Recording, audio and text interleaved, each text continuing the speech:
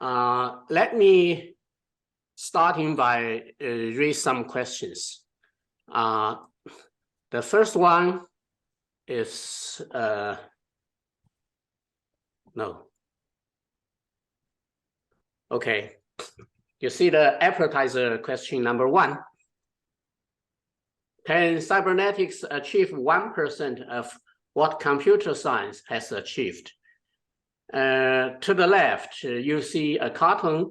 It's coming from an association of computer science teachers in K-12 schools all over the world. They sort of linked together and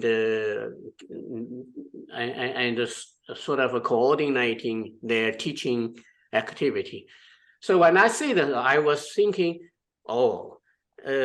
someday cybernetics can also have so much teachers. They now have 100,000 teachers all over the world. As you can see, in different countries, they put a different number there. So I think to compare it with computer science as a sister field of cybernetics, we really need to do a lot to move towards their direction.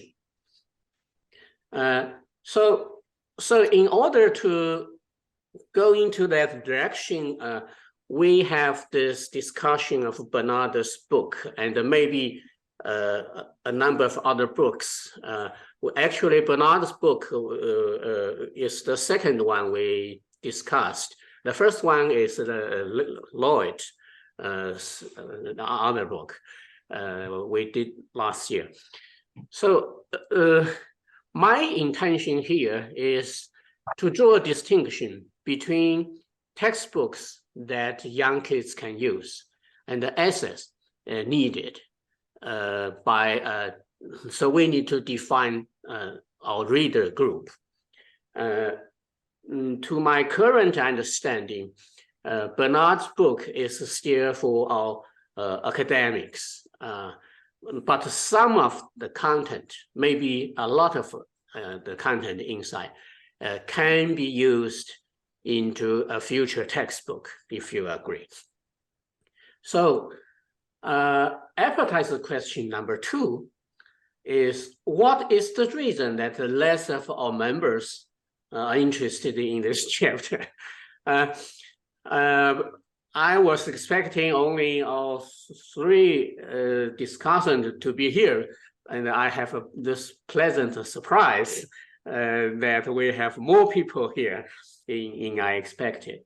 But still, when we discuss who should lead the discussion to each chapter, nobody responded to chapter 6 and chapter 7. So that I said, okay, so that's my job to fill in the blank.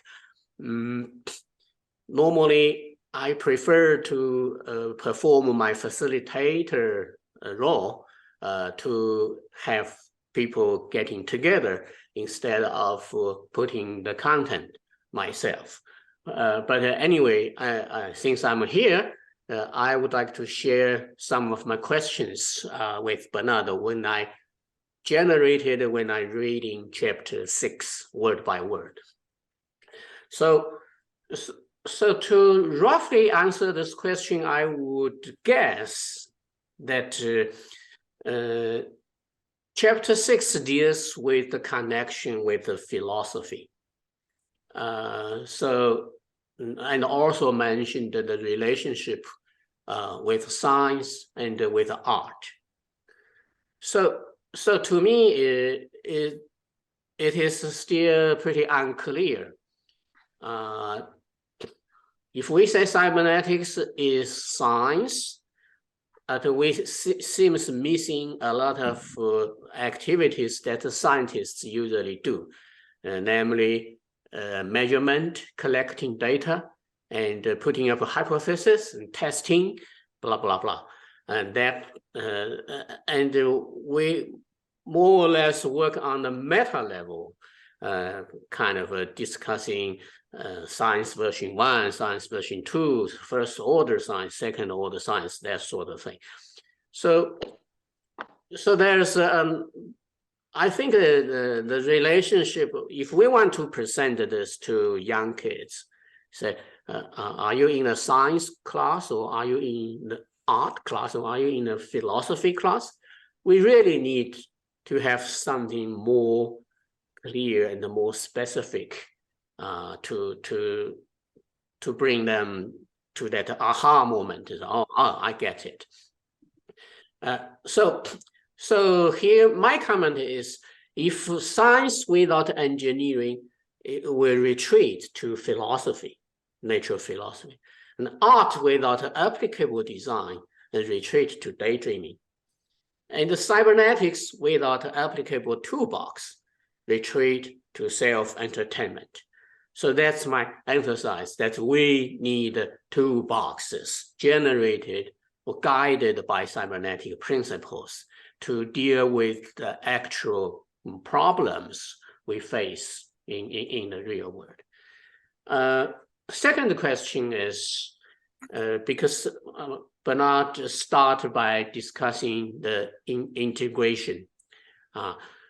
I have some doubt, because I will ask, does integration really work? Is there a limitation to this, to reverse the main trend in science? We all know that science means categorization and the classification, and so it became more and more narrow, more and more focused to specifics. But cybernetics jumps in and trying to find out isomorphic patterns, isomorphic structures among different fields. That, for the starting point, is a good thing, because I think it benefits our understanding. But how far it can go is my question. What would be the extreme ideal complete integration? Would that become a God perspective, or do we still have some human element in that kind of integration? Third question is, what are some of the reasons that the interdisciplinary, cross-disciplinary, transdisciplinary voices are louder than the real achievements that won Nobel Prizes? So this question is because we were all enthusiastically to deal with all interdisciplinary study, cross-disciplinary, transdisciplinary, beyond disciplinary. But at the end of the day, what are the real achievements? Of course, we can name some, like like this current AI hype, and that's quite interdisciplinary, from a language model, from computer science, from powerful computing capacity, etc. But still, maybe Nobel Prize committees are biased towards the disciplinary work. I don't know. So I threw out these questions here for you guys, and let me finish this, so we can jump into discussion. My guess is it might not be a good fit, this chapter, to be reworked into general theory of learning would be good, because Bernard using one chapter to cover, to draw us a framework of what exactly learning is. But to my hope, it's still not quite clear to the students. So as a new learning theory, built upon Piaget, Boom, Archiris, etc., and perhaps I had contributed that a little multi-layer self-organizing theory can also be incorporated in this direction.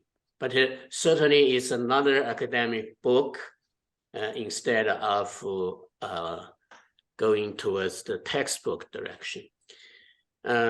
Here, I like the asymmetry Bernard pointed out between the why knowledge and the how knowledge. I think the former more calls for belief, and the latter can be tested in reality, so that it has a stronger survival value. So I would strongly suggest that we focus on the how knowledge, so that goes towards my concept of a toolbox, cybernetics toolbox. And I like this French phrase, even I cannot pronounce it. Bernard can teach us how to read that. But l'art de sciore l'efficacité de l'action. Again? L'art de sciore l'efficacité de l'action. Okay. It is very close to one of my key focus. I have another tongue twister. I would say a local observer observing a limited, thus incomplete amount of information, reaching to imperfect knowledge of what's and why's, and producing non-optimized plan of hows that sometimes work, but most of the time leading to unintended consequences. I think there is a spirit here, if we could keep working on this direction, that we may really build up some practical epistemology that can be used by the public instead of intimidate them away. I mean, if it's too abstract and too complicated, they will shut off their ears. So generally, it is unclear to me that Bernard quoted a few of cybernetic maxims from Hans von Faust. A is better off when B is better off, things like that. I fear, subjectively, I fear for those maxims are far detached to our current context of our society. I mean, how are we going to use those maxims to face today's issue that we all see?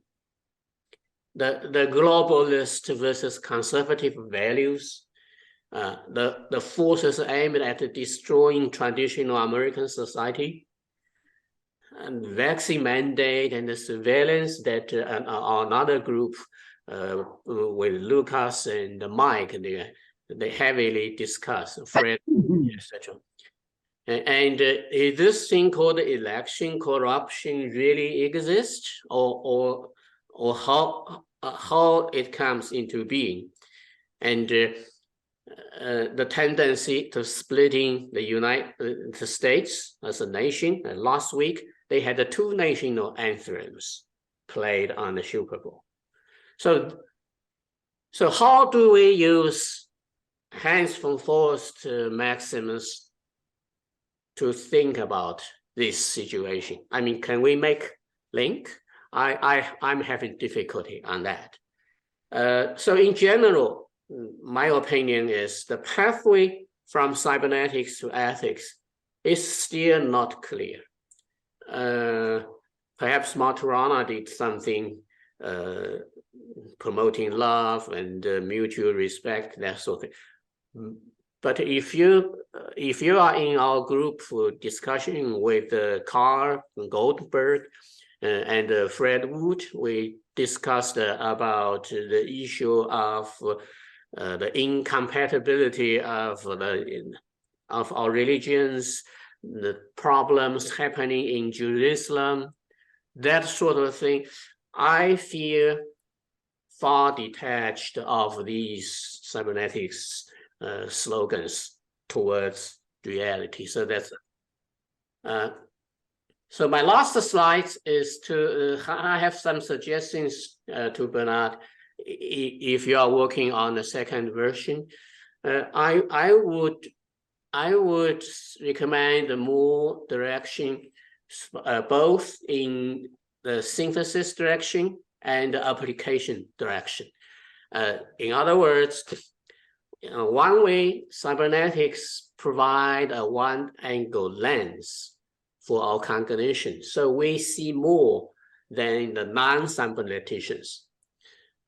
But on the other hand, we should diligently build up our toolbox for the general public, for the young kids, for the college students, so they can use them directly instead of just being fancy about it.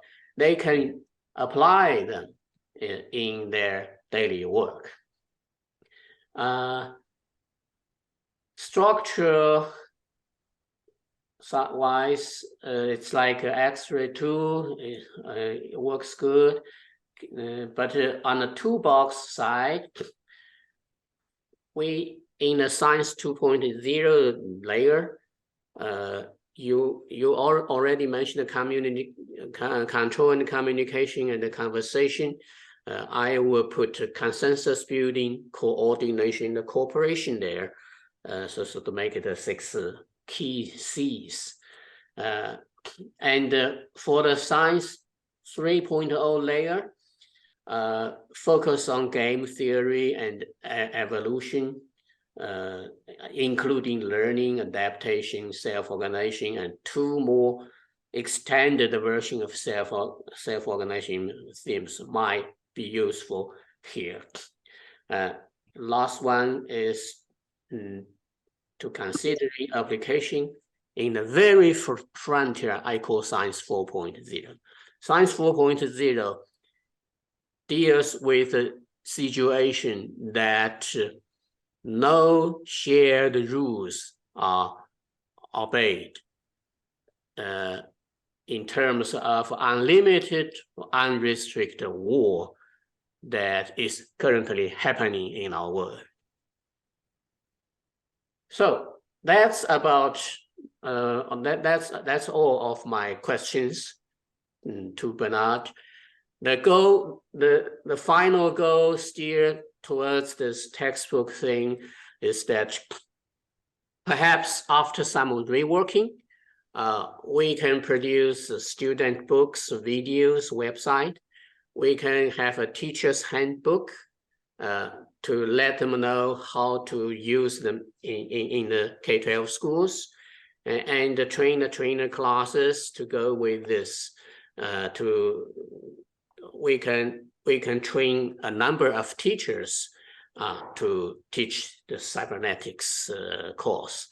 And perhaps such a course needs to be endorsed by our association, for example, ISC or ISSS, and so that we can promote to the teachers, college professors all over the world. So that's my questions and comments. Okay, Jason, would you like me to respond? Yeah, it's your turn to respond, and then we have. Can we go back? Please go back to your first slide and click through so I can comment them one by one, if that's all right. Okay. The first one that you just showed is that one. We'll start there. Now, I counted approximately 42 questions that you presented in your 6 slides, and I don't have time to go address all those in detail. Just to remind everybody that this is one chapter, short chapter in a short book. The book is only 50,000 words, and I'm trying to cover a lot of ground, and I can only do so briefly. I cross-refer to other parts of the book in this chapter, this part, and I give references to it for further reading, so on. So I'm aware it's a rather it's a rather sketchy account in some ways, but I try to make it coherent. First of all, just on this point, a quick response. I see computer science as a subset of cybernetics, historically anyway. And if we begin with education, and I've argued for education as a key factor in helping the world, as it were. I echo H.G. Wells in this when he was calling for a world mind, or world brain. And he talked about a race between education and catastrophe. That was before the Second World War. So we need education of the right kind, where education is about, as I refer to it, as enlightening people, as giving them deep understanding of the human condition. So we already have in the primary school curriculum some coverage of basic maths and biology. And the way I would think about this, and also some reference to society in various forms. These things are there fragmented. Now, using the term integration of knowledge is a way of my tipping my hat towards those cyberneticians who emphasize that cybernetics is about being holistic. And here I would include Stafford Beer and Gregory Bateson and certainly Gordon Pask, and possibly Heinz von Förster on that score. But it's about trying to understand the world as a whole, not falling down into specialist channels, but it's a well-rehearsed one that we should not become. We should be generous as well as specialists. We should have this dreadnought. So there are the bits and pieces within the existing curriculum which can be brought together with a holistic view of the world. You know, you could just draw a simple Venn diagram and say, look, all these things are making up knowledge in the world, and we can use cybernetics, or whatever you want to call it, philosophy of science, I would say cybernetics, to help understand how these things work together. So that's a brief response to that. With respect to this idea of, you can go to the next slide now if you like, Jason. I mean, I've got enormous, I mean, I spent most of my career being an educationalist and experimental psychologist looking at human learning, so I could talk forever about these subjects. The integration, there's a brief story to this. There's something called the Encyclopedia of Life Support Systems. It's developed by UNESCO. And it's a massive online compendium of encyclopedias to do with life support systems. I'm going to put the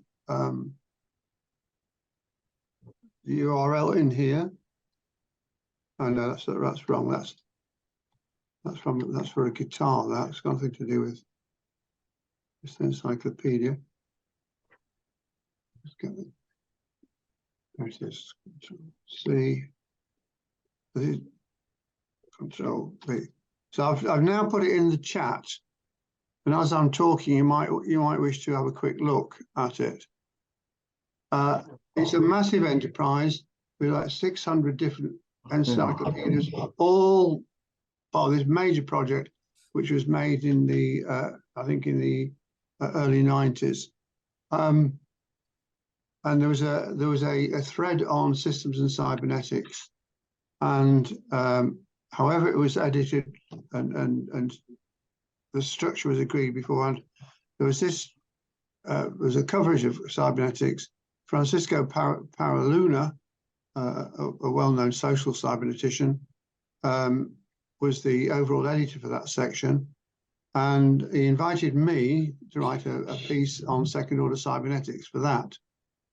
At the same time, he invited Ranulph Glanville to write a section on cybernetics and the integration of knowledge.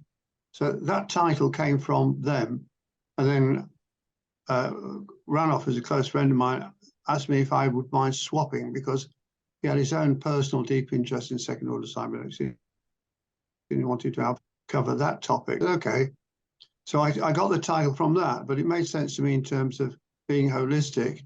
And I used it as an opportunity to talk about cybernetics as providing interdisciplinary lingua franca, a transdisciplinary structure of shared concepts, as you might find in part 4 of my book, And also I refer to cybernetics as a meta-discipline, that insofar as it looks at how humans come to know and learn about the world, it's also metadisciplinary. It can comment on how the disciplines work. So that was the overall view of integration. From that perspective, cybernetics is a useful way of considering the human condition, how we come to know, and what we do with that knowledge in the different disciplines and so on. So that's that background.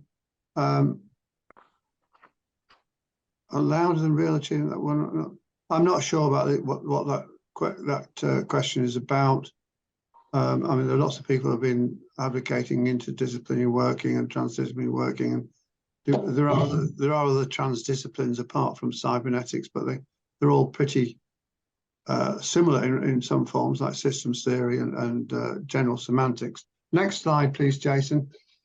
We haven't got time to do any kind of comments.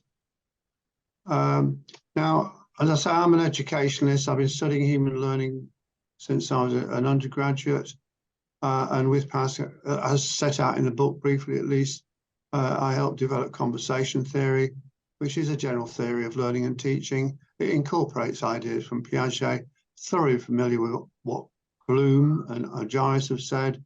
They're all kind of secondary applications.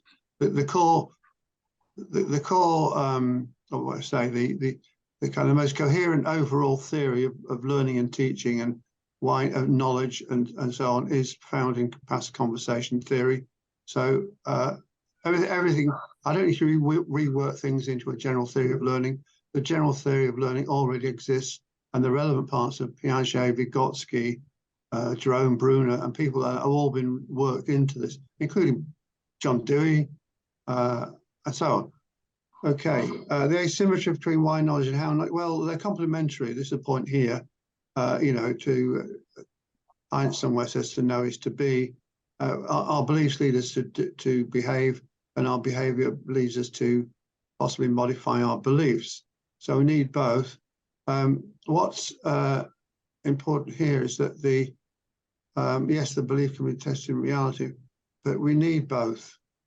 And to quote, oh dear, so I'm already getting tired. Famous social psychologist. Someone, Herard will remember, he says, there's nothing so practical as a good theory.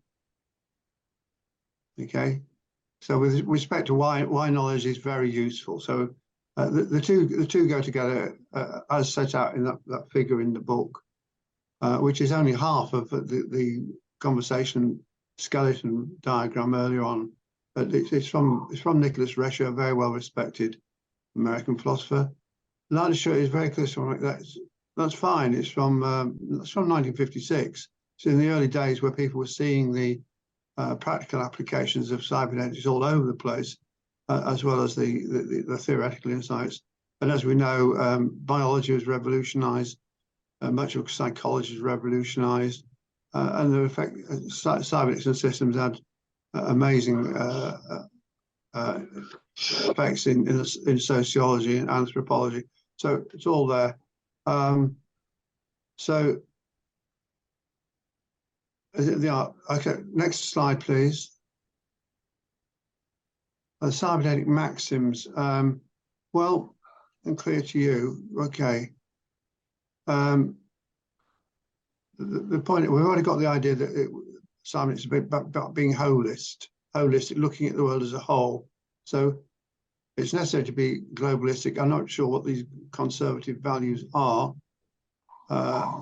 Forces aimed at destroying traditional American society, and so on, and so on, all that. I suppose it's best to go to the end of that. In general, the pathway from such is not clear. Well, the pathway from cybernetics to ethics is probably most clearly set out by Heinz von Förster, but it is also developed by other people, not least Herard de Zhou, using his own concepts and terminology, and by Maturana and Gordon Pask. But the main point is because of what we now call second order cybernetics, or the biology of cognition, we understand that we human beings construct our views of the world. our world views. So we construct them, and we can question them, you know. But the important emphasis from Heinz is that we should, having constructed them or having adopted them from some other source, we should take responsibility for them, not give responsibility to some priestly hierarchy or some holy text. We should, as individuals, take on the personal responsibility for the worlds that we are creating in our actions and in our beliefs. So that's the connection from cybernetics to ethics, personal responsibility, if you like. I mean, it's mirrored in many other philosophies, if you like. Okay, thank you. Next slide. Okay. Well, I'll begin by somewhere in there. I say that cybernetics is a I can't remember, a telescope, not a telescope. It's a worldview. It's a way of looking at the world.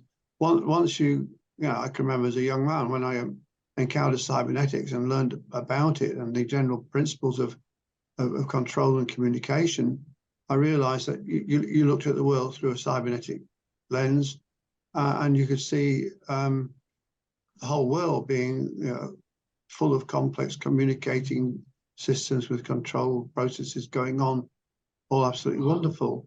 So that's fine. Direction and application. Very early on, we have from Stafford Beer, who during the war was what became recalled someone who did operations research, or operations, there's another phrase for it, operations research, operations practice, whatever.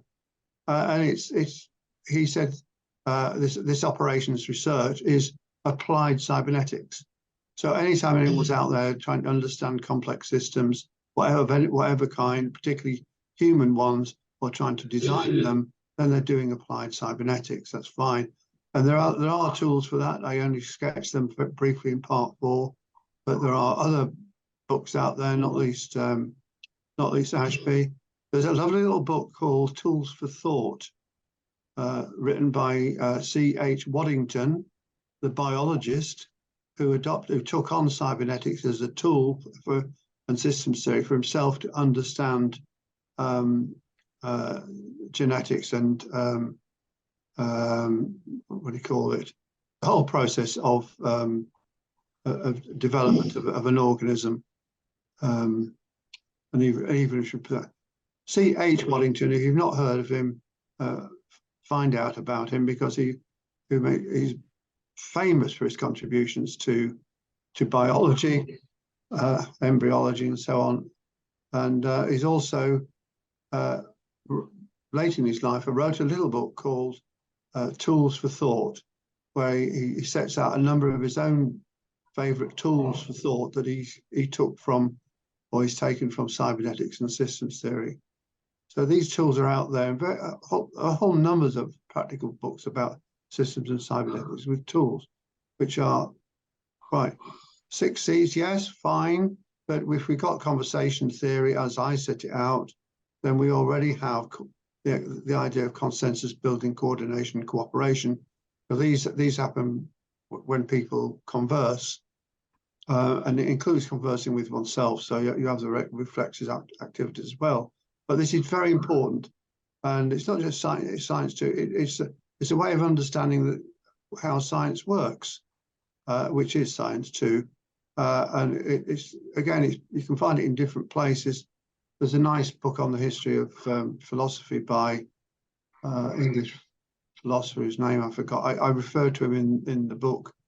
And his final chapter, he sets out that, you know, that human knowledge and science has developed through conversation and evidence and so on. And it's exactly what the cyberneticians say in terms of how knowledge is built. And here I'm including Herard, who has contributed mightily to how knowledge is constructed, shared, and coordinated and cooperated. So connecting to game theory, well, game theory was around right at the beginning in cybernetics, it's adopt. I mean, Pass points out that the basics of game theory are to be found in the concepts of control and communication, as is problem solving. So all these things are there from the beginning. But yes, it's very important that we should understand how learning adaptation, self-organization work. One of Pass's early papers is about evolution and self-organization. That's from about 56. So this holistic kind of vision of the world evolving biologically and cosmologically, as well as through the psychological and the social, is there different forms of self-organization and so on. I don't know about multi-agent competing. There's a particular ways of trying to model the dynamics of social processes, and they can be very enlightening and very helpful, and have been. But the principles underlying them are that human beings converse together and get to know each other. Science thought, well, this is where the invitation is to be holistic today, because we've had wars, however you measure them and record them. We've had wars and conflicts amongst human beings since the year dot of human life. And we've certainly got them going on at the moment, but we've also got, we're also facing imminent end of organized civilization because of the consequences of our treatment of the biosphere. So there are many things going on. Now, somewhere in that, and I just echo the plea I made earlier, a solution, or one part of the solution, is education of the right kind, of the right kind in the right place at the right time. At the moment, we have, for example, and I'm not being particularly prejudiced there, we've got around 2 billion people who are Muslim, part of Islam, and many of them just acquire that a dogmatic set of beliefs in a kind of unreflecting way, and they're chained into these beliefs. And the same can be said of, for example, the Chinese Communist Party, which has a dogmatic set of beliefs which it imposes on its citizens. This is not education for cybernetic enlightenment at all. And the principles of the open society, we could go back to Popper on that. It requires this the endless conversation that is society and culture being open and free. Apart from past, we've also got there's a very famous English philosopher called Michael Oakeshott, who waxes lyrical about a university is a place where people converse and so on. We need that openness, which obviously maps onto freedom of speech. Next slide, if there is one. That's the last one. Oh, well, thanks, Jason. I hope you don't mind my getting through all that so quickly, but yeah, that's the last one. So we can open the floor to other participants. I saw a few. Jerry, you raised your hand before, and Jerome, you have something to say? Yes. Thank you, Jason. Just a few comments, because I found your slides, Jason, to be really an excellent distinction and set of questions that are very clear in the separation of the perspective of someone who has really thought deeply about these issues over the years and finds very critical distinctions between the conceptual basis of cybernetics and the current situation in the world, and what this might mean for the contributions of cybernetics to the future emergence or evolution of the world. And actually, the question of the new teachers is really a question of how how do we educate, or how you would see the education of cybernetics in the world as being a major change factor. And at the same time, this slide also suggests very strongly of the failure of cybernetics thus far. And in this context, I think Bernard does a superb job of bringing together the various lines of thought, the various authors, the very historical influences that have contributed to his development of this chapter and this perspective of cybernetics. And I'm, by training, I'm not a cybernetician and I'm not a mathematician. I'm a biochemist. And so I found these two worldviews to answer several questions in my own mind about what the hell is cybernetics after all. I mean, people use this term in so many different contexts and so many different mathematical implications even of it, that I have never been satisfied with my understanding of what people were talking about.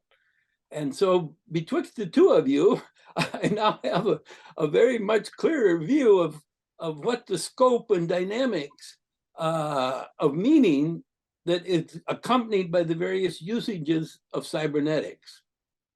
And so I want to thank both of you for clarifying that. Beyond that, there's a number of issues which I think are quite relevant here. I suppose, first of all, it would be to Jason, and that would be the question of, what do you mean by isomorphism in this context? Now, mathematically, isomorphism is extraordinarily clear. Once one leaves the mathematical domain of the signaling and the signs of mathematics as a discipline, the word isomorphism has numerous interpretations, and most of them don't make any mathematical sense at all. And so the question, I guess, perhaps to both of you is, what do you really mean when you use the word isomorphism, which means the same form or similar forms? Same equations.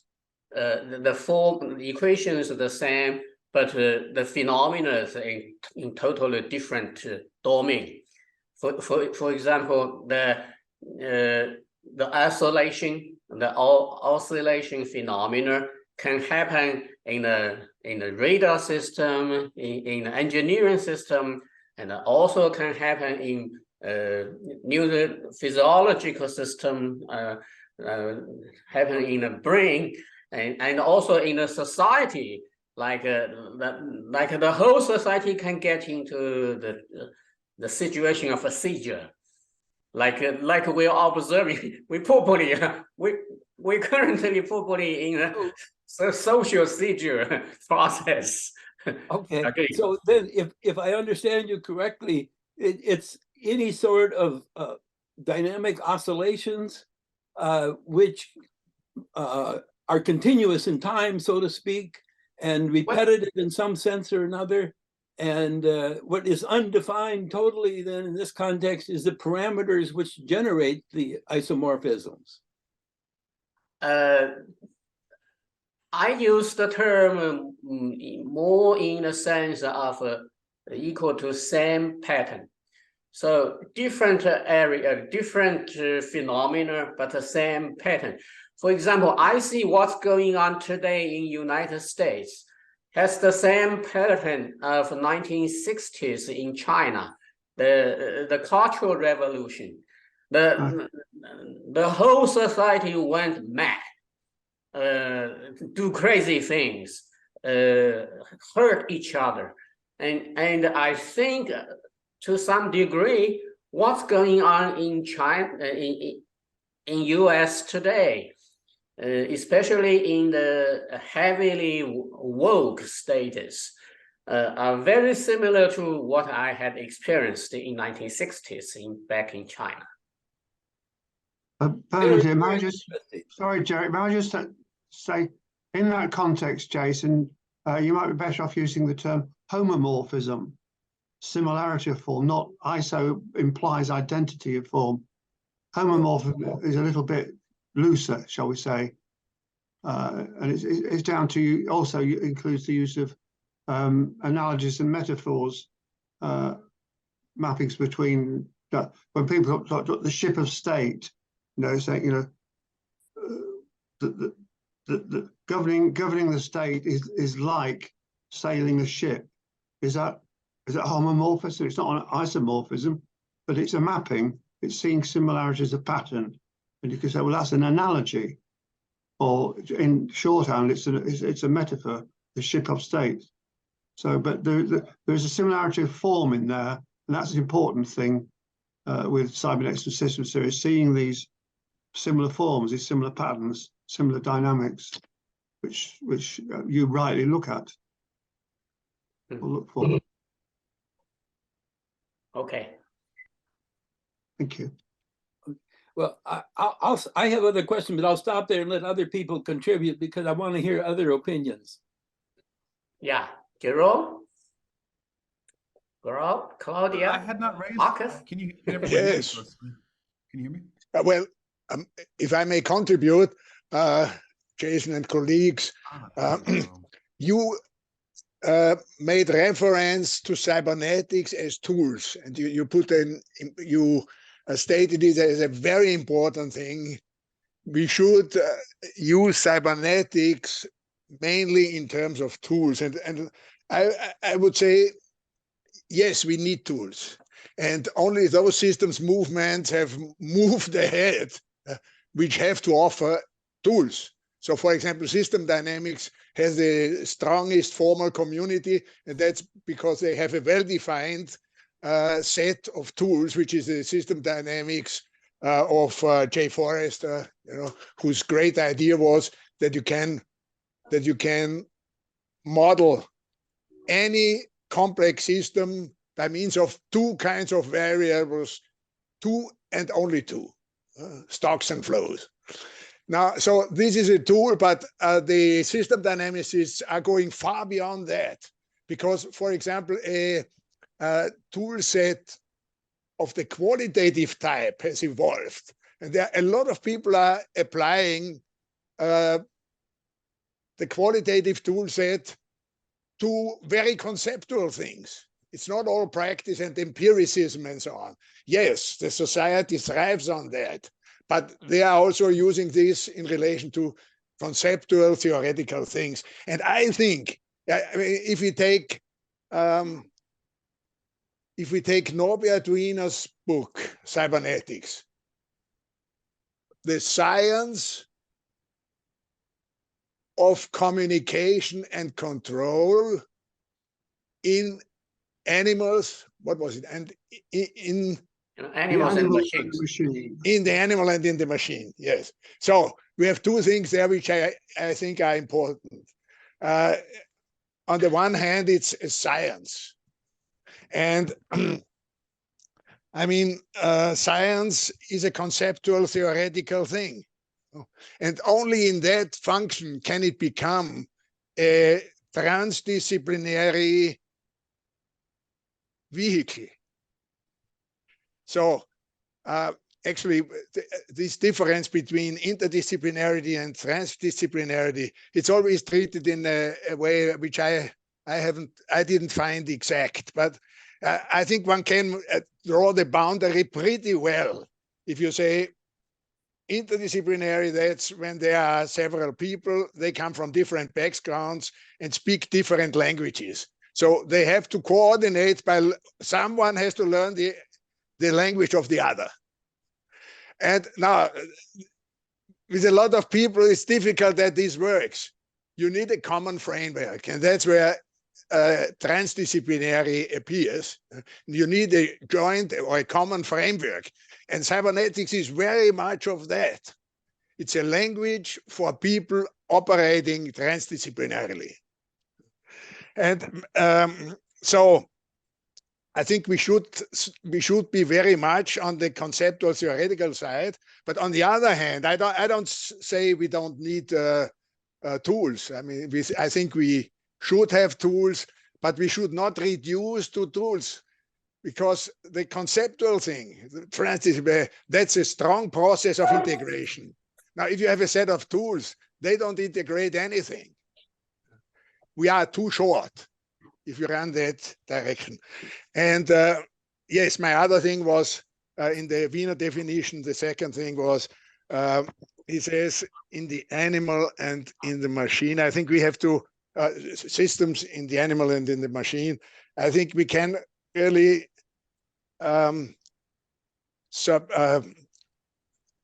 put this in the context of complexity. So I think we should talk about complex systems. And here I'm at the point where I say, well, we have different approaches to dealing with complexity. Now, one is mathematics. So why do we need cybernetics? Well, cybernetics is less exact than mathematics. Mathematics is much more exact. But we need cybernetics because it's specialized in dealing with cybernetics, with complexity.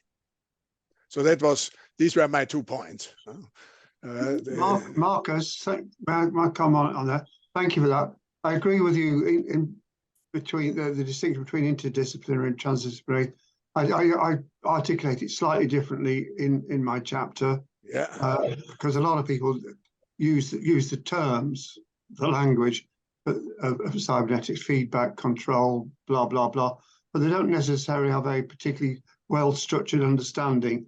So I use transdisciplinary for those who use cybernetics in a more full-blooded kind of Ashby sense, in terms of, you know, a discipline in its own right that can be used in a transdisciplinary way, not just some isolated concepts. The other thing I want to say with respect to the tools that you mentioned, the idea that the importance of the conceptual ones and so on, just give a mention for what is now known as participatory action research, which is a strong tool used in management science, but also in sociology and anthropology. And the theoretical principles, or the tools, if you like, the concept, have become very powerful. And certainly in the social cybernetics community, they are second-order cybernetics is used as a conceptual framework for articulating what people are doing when they do participatory action research. So otherwise, great, thank you. Yeah, thanks.